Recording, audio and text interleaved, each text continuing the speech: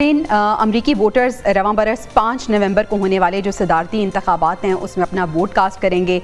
देखना यह है कि ट्रंप दूसरी बार सदर मुंतखब होते हैं या कैमला हैरिस इस बार हमें सदर बनती हुई नज़र आ रही हैं। आदिल साहब, आपको क्या लग रहा है, किसका पलड़ा भारी है और कौन सी पार्टी आपको लीड करती हुई नज़र आ रही है अब तक के सर्विस के मुताबिक? देखिए, अभी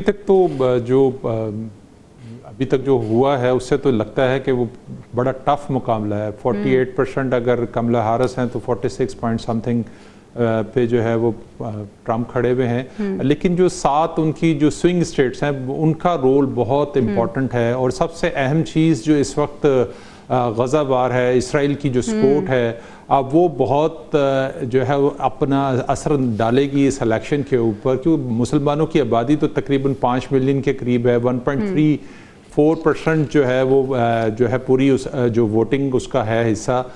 लेकिन उसके बावजूद जो एक हमदर्दी थी फ़लस्तीनियों के साथ और इसराइली बर्बरियत के ख़िलाफ़ जो एक एहतजाज की फ़ज़ा हमने अमेरिका के अंदर देखी, तो वो बहुत असरअंदाज हो सकती है। गो कि बाइडन इस वक्त कोशिश कर रहे हैं कि जो मिस्र में जो कतर में जो बातचीत चल रही है उसका कोई बेहतर हल निकला है जिसकी वजह से उनको कोई पॉलिटिकल फ़ायदा इस इलेक्शन में हो सके। और कमला हैरिस खुद जो 2 रियासती जो हल है जो फ़लस्तीन का और इसराइल का, तो उसकी वो हामी भी रही हैं माजी में। तो अब देखना ये है कि ये कितना अफेक्ट कर सकता है और उसके असरात जो है वो कितना। लेकिन स्विंग स्टेट्स में जो बेसिक इनकी है वो बेरोजगारी है, वो इमिग्रेशन के मसले हैं, वो हेल्थ के इश्यूज हैं, वो टैक्स के मामलात हैं। ये बहुत सारे ऐसे एक दूसरे के इन दोनों जो कैंडिडेट्स हैं इनके ख्यालात में और इनकी जो पॉलिसीज हैं उसमें स्विंग स्टेट्स बड़ी इंपॉर्टेंट है और वो बाजी पलट भी सकती हैं। हामिद साहब, आपको क्या लग रहा है,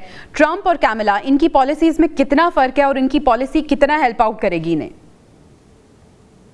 देखिए, डेफिनेटली ये अमेरिकी तारीख की सबसे मुश्किल और कांटेदार तरीन सदारती इंतखाब है। एक जानिब ट्रंप जो हैं वो बहुत पुरुमीद हैं कि वो जीतेंगे। और उसकी एक सबसे अहम वजह मैं आपको बताऊं, जो हम बार बार स्विंग स्टेट्स की बात करते हैं, बिल्कुल ऐसे ही है कि जो 6-7 स्विंग स्टेट्स हैं उसमें नॉर्थ कैरोलिना के अलावा बाकी जो मिशिगन हो गई, विस्कॉन्सिन हो गई, पेंसिल्वेनिया हो गई, या बाकी जो 3-4 एरिजोना हो गई, ये जो बाकी 5 स्टेट्स हैं ये व्हाइट मेजॉरिटी स्टेट्स हैं।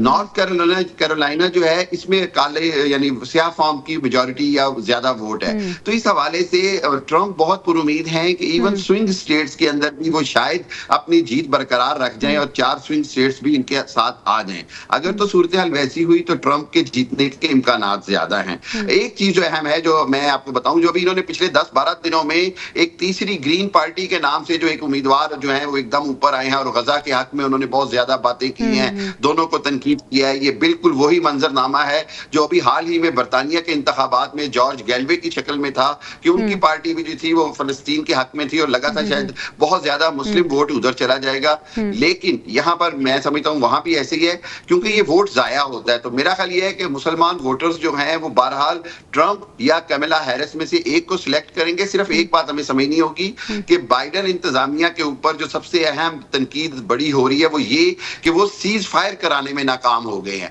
हत्ता कि दोनों की पॉलिसियां यहूदी नवाज हैं, दोनों यहूदी लॉबी को खुश करना चाहते हैं, दोनों किसी भी हालत में कोई भी इसराइल के खिलाफ बयान नहीं दे रहे हैं, ना ट्रंप ना कमला हैरिस।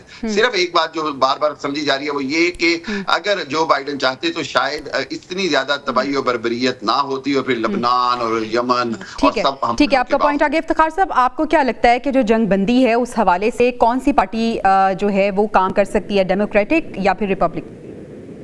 देखें, जो आमिर खान साहब ने बात की है वो बहुत क्लियर है। इसमें वोटिंग पैटर्न्स के अंदर जो रिसेंटली है उसमें जो ग्रीन पार्टी की कैंडिडेट सामने आई हैं, जो मुस्लिम वोट्स को और अमेरिका और बरतानिया दोनों के अंदर जो है ये गजा वॉर के खात्मे पर और प्रो पैलेस्टीनियन एक सेंटिमेंट है। तो जो जिल स्टाइन है वो एक कैंडिडेट निकल के आई है जो इलेक्ट तो नहीं होगी, ये तो क्लियरली जो है वो लगता है, लेकिन वो वोट जो है वो जरूर जो है वो खराब करेगी।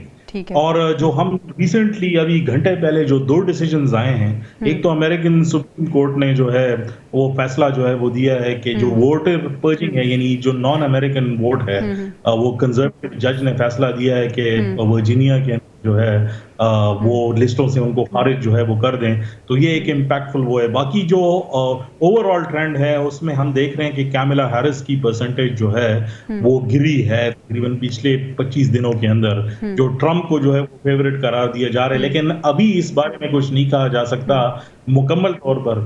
तकरीबन कोई 53 मिलियन लोगों ने जो है वो वोट कास्ट किए हैं अभी तक, जो बैलेट के थ्रू हैं। जो इनकी गिनती अभी आएगी तो उससे अंदाजा होगा कि किस तरह वो है। लेकिन जो ओवरऑल हम देख रहे हैं तो जो फजा का एक कॉन्फ्लिक्ट है वो ऑब्वियसली एक टर्निंग फैक्टर है, लेकिन लग रहा है ऐसा ही है कि डोनाल्ड ट्रंप जो है उसको ज्यादा स्क्वीज कर रहे हैं बनिस्बत कैमिला हैरिस की।